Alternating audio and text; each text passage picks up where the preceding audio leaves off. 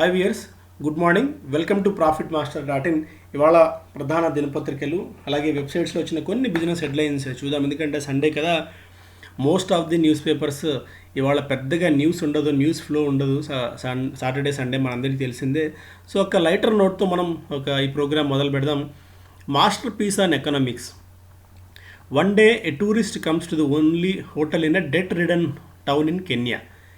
అంటే ఒక టూరిస్ట్ పర్యాటకుడు కెన్యాలో బాగా అప్పుల్లో కూరుకుపోయిన కెన్యాలోని ఒక టౌన్కి వచ్చాడు. He lays $100 note on the table and goes to inspect the rooms. తన దగ్గర ఉన్న $100 నోట్ పెట్టి అసలు హోటల్స్ ఎలా ఉన్నాయి, నిజంగా అక్కడ చెక్ ఇన్ అవ్వచ్చా లేదా చూద్దామని వెళ్ళాడు. Hotel owners take the note and rushes to pay his debt to the butcher. So అంటే ఎవరైతే హోటల్ ఓనర్ ఉంటారో తన $100 అక్కడ చూడగానే తనకు బాకీ ఉన్న బుచ్చర్ దగ్గరికి వెళ్ళి ఆ డబ్బులు ఇచ్చేశాడు, అంటే తనకు బకాయి పడిన డబ్బుల్ని. ఆ తర్వాత butcher runs to pay the pig farmer. ఆ బుచ్చర్ పిగ్ ఫార్మర్ దగ్గరికి వెళ్ళి ఆ డబ్బులు ఇచ్చేశాడు. Then pig farmer runs to pay the feed supplier. ఎవరైతే ఫీడ్ సప్లై చేస్తారో పిగ్ ఫార్మర్కి ఆ $100 ఆ ఫీడ్ సప్లయర్కి ఇచ్చేశాడు. Then supplier runs to pay the prostitute దగ్గరికి వెళ్ళి, అంటే కష్టకాలంలో కూడా హార్డ్ టైమ్స్లో కూడా తన సర్వీసెస్ ఇచ్చిన, అంటే అప్పు ద్వారా తనకు సర్వీసెస్ ఇచ్చిన ప్రాస్టిట్యూట్కి ఆ సప్లయర్ $100 ఇచ్చేశాడు. దెన్ మళ్ళీ పరిగెత్తుకుంటూ ప్రాస్టిట్యూట్ ఏం చేసిందంటే, prostitute then runs to pay off her debt to the hotel owner for the rooms she rented for her clients. So తన క్లయింట్స్ కోసం, తన క్లయింట్స్కి సేవలు అందించడానికి ఆ హోటల్ ఓనర్ దగ్గర రూమ్స్ ఏవైతే తీసుకుందో తను అప్పు ద్వారా తీసుకుంది, ఇప్పుడు ఆ $100 తిరిగి మళ్ళీ హోటల్ ఓనర్కి చెల్లించేసింది. ఇప్పుడు hotel owner then lays the $100 note back on the counter. ఇప్పుడు ఏం చేశాడు, హోటల్ ఓనర్ మళ్ళీ ఆ $100 తీసి కౌంటర్ మీద పెట్టేశాడు. The tourist comes down, takes his money and leaves as it didn't like the rooms. So $100 తీసేసుకున్నాడు, ఎందుకంటే రూమ్స్ అక్కడ అంత గొప్పగా లేవని చెప్పి. No one earned anything. ఇప్పుడు ఎవరి దగ్గర డబ్బు లేదు. ఇప్పుడు హోటల్ ఓనర్ దగ్గర నుంచి మొదలు పెడితే చివరికి మళ్ళీ ప్రాస్టిట్యూట్ దగ్గరికి వచ్చి హోటల్ ఓనర్ దగ్గరికి ఎలా డబ్బు సర్కిల్ అయిపోయిందో, ఎవరు ఇప్పుడు అందరూ $100 అప్పుని ఎవరికి వాళ్ళు తీర్చేసుకున్నారు. బట్ ఎవరి చేతిలో ₹1 లేదు, మిగలలేదు. No one earned anything but that group of the people is now without debt and looks to the future with a lot of optimism. And that is how the world is doing business today. So business అలా run అవుతుంది. మన చేతికి డబ్బులు కనిపించవు, అప్పులు తీర్చేసినట్టే ఉంటుంది, ఎవరి చేతిలో డబ్బులు ఉండవు. ఇట్లా ఎకానమీ అంతా ఒక సర్కిల్ లాగా తిరుగుతూ ఉంటుందని ఒక ఇంట్రెస్టింగ్, ఒక ఫన్నీ దీన్ని ఎక్కడో చూశాను, మాస్టర్ పీస్ అండ్ ఎకానమిక్స్ అని. సో సండే రోజున ఫన్నీగా ఉంటుంది, ఎకానమిక్స్ ఎట్లా రన్ అవుతుంది అని మీకు కూడా తెలుస్తుందన్న ఉద్దేశంతో. మేబీ మీరందరూ చదివి ఉంటారు, వాట్సాప్ ఫార్వర్డ్ అయ్యేది, బట్ ఇంట్రెస్టింగ్గా ఉందని మీ అందరితో షేర్ చేసుకుంటున్నాను. So let's back to our business. So Jamie Dimon's warning for the US economy, nobody knows what's come next. So Jamie Dimon చాలా ఆందోళనకరంగా ఉన్నారు, ఎట్లా యుఎస్ ఎకానమీ ఉంటుంది. జేపీ మోర్గన్ ఆయన చెప్తున్న దాని ప్రకారం ఏంటంటే, the range of outcomes for the economy in the second half is incredibly wide. JP Morgan sees no fewer than 5 different paths it can take. The bank has గాటన్ more pessimistic, అంటే చాలా pessimistic అప్రోచ్లో ఉంది.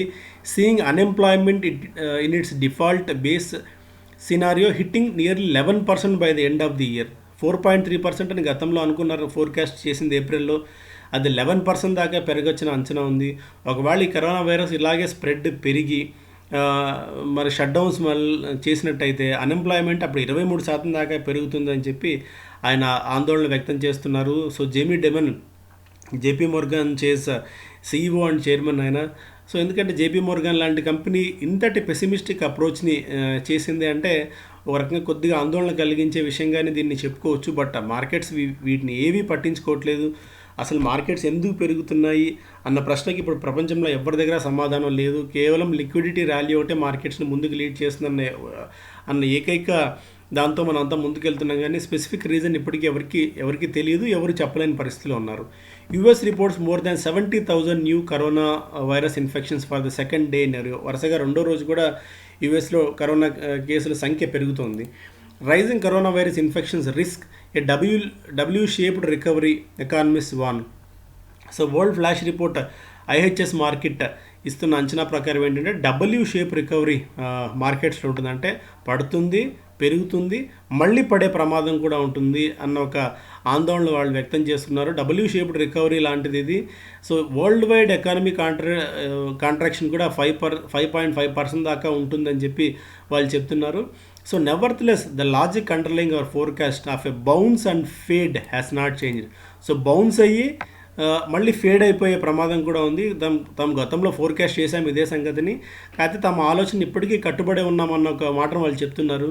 So ఎవరు ఇంటర్నేషనల్గా ఏది చెప్పినా కూడా markets అసలు పట్టించుకునే పరిస్థితులు ఉన్నాయా, అసలు మార్కెట్స్ వెనక్కి తగ్గుతాయా లేదా అన్నది ఇప్పటికిప్పుడు ఎవరు చెప్పలేని పరిస్థితిగా కనిపిస్తుంది. So we have to just wait and lead the rally.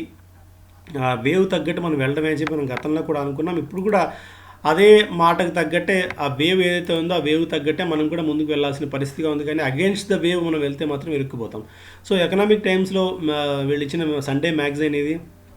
So Kishore Biyani sale కోసం పెట్టాడు. సో చేతి నిండా బట్టలు అలాగే మొత్తం సరుకు అంతా రెడీగా పెట్టుకొని అమ్మకానికి సిద్ధంగా ఉన్నాడు. ఫైనల్ ఆఫర్ ఇస్తున్నారు. ఇప్పుడు కొద్ది గొప్ప కరోనా టైంలో అంతకు ముందు ఏదన్నా కాస్త పరిస్థితులు ఆశాజనకంగా ఉండేవేమో, ఈ కరోనా టైంలో డివాస్టేటింగ్ అయిపోయింది రీటైల్ బిజినెస్. సో ఇప్పుడు ఫైనల్ ఆఫర్, ఎంత ఆఫర్ వస్తే ఆ ఆఫర్కి అమ్ముకొని వెళ్ళక తప్పని పరిస్థితి ఉంది అని చెప్పి ఒక ఇంట్రెస్టింగ్ దీన్ని మనకు ఎకనామిక్ టైమ్స్లో ఫస్ట్ కవర్ పేజ్లో ఆర్టికల్గా వాళ్ళు ఇవ్వడం జరిగింది. చాలా ధైర్యం కూడా కావాలి కిషోర్ బియానీ లాంటి వాళ్ళని అట్లా బట్టలు పెట్టుకొని అమ్మకానికి సిద్ధంగా ఉన్నారని ఒక ఫైనల్ ఆఫర్ని వాళ్ళు ఒక కార్టూన్గా వేశారంటే చూడాలి. And HDFC bank June quarter profits rises 20%. నిన్న హెచ్డిఎఫ్సి బ్యాంక్ రిజల్ట్స్ వచ్చాయి, మంచి రిజల్ట్స్ని పోస్ట్ చేసింది.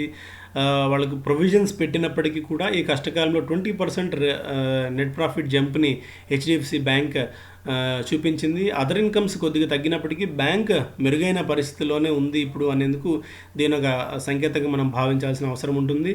మరొక major news, Vodafone pays 1000 crore more towards AGR dues. ఏదైతే ప్రభుత్వానికి దాదాపు 51,000 కోట్ల రూపాయల మేర బకాయి కంపెనీ పడిందో, అంటే 51,000 ఇంకా చెల్లించాలి, దాదాపు 58,000 కోట్ల రూపాయల మేర అప్పు వోడాఫోన్ ప్రభుత్వానికి ఏజీఆర్ రూపంలో అడ్జస్టెడ్ గ్రాస్ రెవెన్యూ బకాయిలు ఏవైతే ఉన్నాయో డాట్కి అంటే డిపార్ట్మెంట్ ఆఫ్ టెలికమ్యూనికేషన్ చెల్లించాలి. ఇప్పుడు మరొక 1,000 కోట్ల రూపాయలని కంపెనీ చెల్లించింది. గతంలో ఇప్పటికే 3 ట్రాంచెస్లో అంటే 3 దశల్లో 6,854 కోట్లు చెల్లించింది. నిన్న చెల్లించిన 1,000 కోట్లతో కలిసి మొత్తం 7,854 కోట్ల రూపాయలు వోడాఫోన్ చెల్లించింది. సోమవారం దీనికి సంబంధించిన వాదనలు మళ్ళీ ఉండబోతున్నాయి. ఇప్పుడు సుప్రీంకోర్టు గతంలో కూడా ప్రశ్నించింది, జూన్ 18 అనుకుంటాను, అప్పుడు విన్న వాదనలో భాగంగా అసలు మీరు బకాయిలు ఎలా చెల్లిస్తారు, రోడ్ మ్యాప్ ఏదైనా ఉందా, సెక్యూరిటీ ఏం పెడతారు, మీ బోర్డ్ ఆఫ్ డైరెక్టర్స్ ఏమైనా వ్యక్తిగత పూచీకత్తు ఇస్తారా, ఇలాంటి అంశాలని సుప్రీంకోర్టు జడ్జీలు అడగడం జరిగింది. అప్పుడు మేబీ ఇంకొక 1 month గడువు వీళ్ళకి ఇచ్చారు. కాబట్టి రేపు సోమవారం ఎలాంటి వాదనలు దీని మీద జరగబోతున్నాయి, సుప్రీంకోర్టు ఎలాంటి నిర్ణయాన్ని వెలువడించబోతోంది, ఎలాంటి తీర్పును వెలువడించబోతుంది అన్నది వోడాఫోన్ భవిష్యత్తు మీద ఆధారపడి ఉంటుంది. సో బాగా ఇబ్బందుల్లో ఉందనుకుంటున్న తరుణంలో మళ్ళీ సుప్రీంకోర్టుకు కాన్ఫిడెన్స్ కల్పించడానికి తాము చెల్లించేందుకు సిద్ధంగా ఉన్నామని చెప్పడానికి ఎగ్జాక్ట్గా 1 రోజు వాదనలు 2 రోజులు వాదనలు ముందు ఉన్నాయి అన్న టైంలోనే 1,000 కోట్లు చెల్లించిందంటే ఏకైక ఉద్దేశం అదే కనిపిస్తుంది వోడాఫోన్ది. ఇక నెక్స్ట్, రీఇమాజినింగ్ రిలయన్స్. సో తండ్రి ఇచ్చిన వారసత్వ వ్యాపారాన్ని కేవలం అక్కడికి మాత్రమే పరిమితం చేయకుండా ఎప్పటికప్పుడు పంధాను మార్చుకుంటూ కన్జ్యూమర్స్కి దగ్గర అవుతూ వస్తూ ముఖేష్ అంబానీ ఒక ఆయిల్ కంపెనీని ఏ స్థాయిలో డిజిటల్ బెహమోత్ లాగా దాన్ని తీర్చిదిద్దాడు అన్న ఒక ఇంట్రెస్టింగ్ స్టోరీని ఇవ్వడం జరిగింది. రీఇమాజినింగ్ రిలయన్స్ అని. With disciplined execution Mukesh Ambani has turned a petrochemical business into a digital behemoth design to meet every consumer need. ప్రతి కస్టమర్కి చేరువయ్యే విధంగా, ప్రతి కస్టమర్ అవసరాలకి, కన్జ్యూమర్ అవసరాలకి చేరువయ్యే విధంగా రిలయన్స్ని ఏ విధంగా ముఖేష్ అంబానీ మార్చబోతున్నారన్న ఒక ఇంట్రెస్టింగ్ స్టోరీని వీళ్ళు ఇక్కడ ఇవ్వడం జరిగింది. సో ఎవరైనా ఇంట్రెస్ట్ ఉంటే చదువుకోవచ్చు. ఎందుకంటే Mukesh Ambani inherited a great business from Dhirubhai and could have run without any major changes. Instead, he chose to transmit it and get it closer to ordinary consumers. So తండ్రి ఇచ్చిన బిజినెస్ని అట్లాగే కంటిన్యూ చేసి ఉండొచ్చు, దానివల్ల వచ్చే నష్టమేం లేదు. కాకపోతే ఎందుకంటే తిను పూర్తిగా ముందు నుంచి కూడా అనిల్ అంబానీ అలా అగ్రెసివ్గా కాకుండా ఒక ఒక అప్రోచ్తో ఆయన ముందుకు వెళ్తూ ఉంటారు. పెద్దగా అగ్రెసివ్గా ఉంటారు, పెద్దగా జనాలతో మాట్లాడరు. ఏదైతే తనకు నచ్చిందో తన పని తను చేసుకుంటూ డిసిప్లిన్డ్గా ఆర్గనైజ్డ్గా వెళ్ళే మనిషి. ఆ బిజినెస్ని అట్లాగే కంటిన్యూ చేసుకుంటే అప్స్ అండ్ డౌన్స్ వచ్చినప్పుడు ఏదో ఇబ్బందులు ఉండేవి కానీ బట్ దాన్ని పూర్తిగా ఆయన మార్చారు. కేవలం ఒక్క వ్యాపారంతో పరిమితం అయిపోతే సరిపోదు. దేశ ప్రగతిలో తాను భాగస్వామి కావాలి. దేశ ప్రగతి తనలాంటి కంపెనీస్ మీద కూడా డైరెక్షన్ తీసుకునే విధంగా ఉండాలి అన్న ఉద్దేశంతో ఆయన ఒక పెద్ద ప్లాన్ని, ఒక కళ చేశారు. దానికి తగ్గట్టు సహకారం కూడా ఆయన చేసుకున్నారు. ఇక్కడ ఒక ఇంట్రెస్టింగ్ ఇది చూస్తున్నాం. Great businesses need to constantly rejuvenated. Societies, markets, consumer preferences and technologies often change and evolve. Companies often become great not because of one killer product or technology. They become great or successful because a steady stream of leaders across generations and constantly evolved in building and rebuilding the enterprises. So A.G. Lafley did this to Procter & Gamble in 2000s. Satya Nadella is doing this in Microsoft now. And Jamie P. Dimon తను JP మోర్గాన్కి, అలాగే James గోర్మెన్ Morgan స్టాన్లీకి చేస్తున్నట్టుగానే Mukesh Ambani కూడా రిలయన్స్ని అట్లా next big కంపెనీగా తీసుకెళ్లేందుకు ఆయన ప్రయత్నాలు చేస్తున్నారు. ఒక interesting స్టోరీని వాళ్ళు ఇవ్వడం జరిగింది. సో ఒక కిల్లర్ ప్రోడక్ట్తో కంపెనీ సక్సెస్ కాదు. లీడర్షిప్ అనేది ఎవాల్వ్ అవుతూనే ఉండాలి. జనరేషన్స్ కొద్దీ కొత్త ఆలోచనలు చేస్తూ ఎప్పటికప్పుడు కన్జ్యూమర్స్కి మరింతగా దగ్గర అవుతూ కన్జ్యూమర్ అవసరాలను తీర్చుకుంటూ వచ్చిన కంపెనీ అయితేనే ఎవాల్వ్ అవుతుంది నెక్స్ట్ జనరేషన్. కానీ ఒక ఇంట్రెస్టింగ్, చాలా అద్భుతంగా రాశారు ఆర్టికల్ ఇది. సో మీకు టైం ఉంటే ఒకసారి ఎప్పుడన్నా ఈ చదవాలని చెప్పి కోరుతున్నాను. So smart fields, high yields. Next మనం గతంలో కూడా అనేక సందర్భాలు చెప్పుకున్నాం రూరల్ థీమ్ గురించి. ఇప్పుడు ఏంటంటే ఎక్కువగా ప్రభుత్వం కూడా వ్యవసాయానికి ఎక్కువగా ఆసరా ఇస్తుంది, ఎక్కువగా దృష్టి పెట్టింది. కాబట్టి నెక్స్ట్ జనరేషన్ ఫార్మింగ్ ఏదైనా కంపెనీస్ ఇంకా మనకు పూర్తి స్థాయిలో రాలేదు కానీ ఫార్మ్ ఎక్విప్మెంట్స్ సరఫరా చేసే కంపెనీలు, వాటికి రాబోయే రోజుల్లో మంచి ఫ్యూచర్ ఉండబోతుంది. అంటే ఇందులో కూడా ఆర్టిఫిషియల్ ఇంటెలిజెన్స్ని, ఇంటర్నెట్ ఆఫ్ థింగ్స్ని మనకి ఏదైతే ఫారిన్ కంపెనీస్లో చేస్తున్నారో అలా కనుక చేసినట్టయితే మనకి ప్రొడక్టివిటీ బాగా పెరుగుతుంది. At the same time yield కూడా బాగా ఎక్కువ వచ్చి డబ్బులు కూడా బాగా వచ్చే అవకాశం ఉంటుంది. కాబట్టి ఇప్పుడు నెక్స్ట్ జనరేషన్ నెక్స్ట్ ఇది దీని మీదే ఫోకస్ ఉండబోతోంది. ఒకసారి చూడాలి. We are only in the second season of tech experiments. So second సీజన్లో మాత్రమే ఉన్నామని చెప్పి శివకుమార్ చెప్తున్నారు, ఐటీసీ అగ్రి బిజినెస్ హెడ్ ఆయన. సో ఇట్లాంటి ఇన్నోవేటివ్ ప్రోడక్ట్స్ని కంపెనీస్ కనుక తీసుకొచ్చి రైతులకు బాగా చేరువ చేసి తక్కువ ధరలో వాళ్ళకి అందించినట్టయితే సో రాబోయే రోజుల్లో చాలా పెద్ద మార్కెట్ కాబోతోంది ఇది. సో ఇది కూడా ఇంట్రెస్టింగ్ ఆర్టికల్ని, ఒక కవర్ స్టోరీని ఎకనామిక్ టైమ్స్ మ్యాగజైన్ ఇచ్చింది. ఇంట్రెస్టింగ్ ఉన్న వాళ్ళు చదువుకోవచ్చు. సో ఫార్మ్ ఫ్రెంజీ ఉంది. అంటే వెంచర్ క్యాపిటలిస్టులు ఎవరెవరు మన దేశంలోకి ఎలా వస్తున్నారు, ఎంత బిజినెస్ మన దేశంలో ఉంది జరుగుతుంది అన్న ఒక ఓవరాల్గా డీటెయిల్స్ని ఈసారి ఇవ్వడం జరిగింది. సో ఇంట్రెస్ట్గా ఉంటే ఒకసారి చదవచ్చు.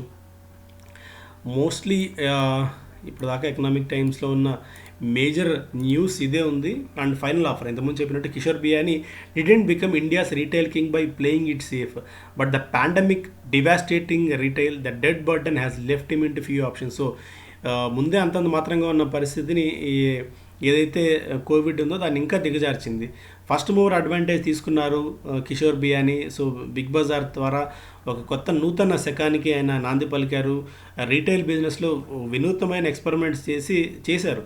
సో అందులో డౌట్ లేదు. స్పెషాలిటీ స్టోర్స్, ఎలక్ట్రానిక్స్ కోసం సపరేట్గా తెచ్చారు. హోమ్ ప్రోడక్ట్స్కి, షూస్కి, ఫ్యాషన్కి సబ్సే సస్తా దిన్న డీప్ డిస్కౌంటింగ్ అనేది ఒకటి. సో ఇలా చాలా చాలా చాలా ఇన్నోవేటివ్స్ ఆయన రీటైల్లో చేశారు. కానీ బట్ ఒక ఫెయిల్యూర్ బిజినెస్ మ్యాన్లా మిగిలిపోయారు అనడంలో ఎలాంటి సందేహం లేదు. ఎందుకంటే పూర్తి స్థాయిలో డెట్ ఒకటి, ఈ కామర్స్ ఇనిషియేటివ్స్ని ఆయన పెద్దగా పట్టించుకోలేదు. ఏమవుతుందిలే అన్న ఒక ధీమా ఉండేది. కాకపోతే అది మొత్తం ఆయన అంచనాలను తలకిందులు చేసింది. It spread itself by venturing into non core బిజినెస్లు అయిన financial services, telecom services, real ఎస్టేట్లోకి అడుగు పెట్టడము.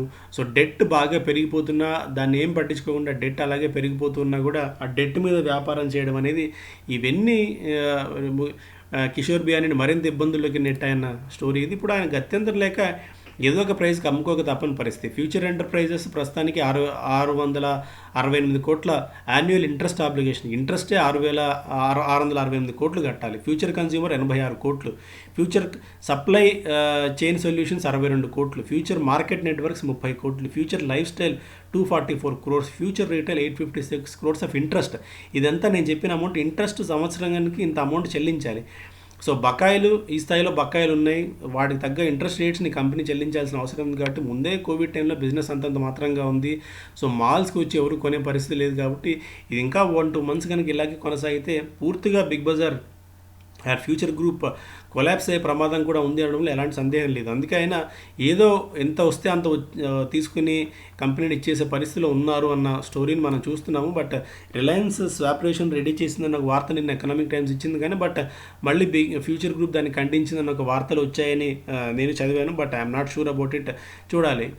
బట్ ఇదైతే mostly Mukesh Ambani Reliance group Future గ్రూప్ని పూర్తి స్థాయిలో చేజిక్కించుకునేందుకు దాదాపుగా సిద్ధమైందన్న ఒక వార్తలు అయితే ఉన్నాయి.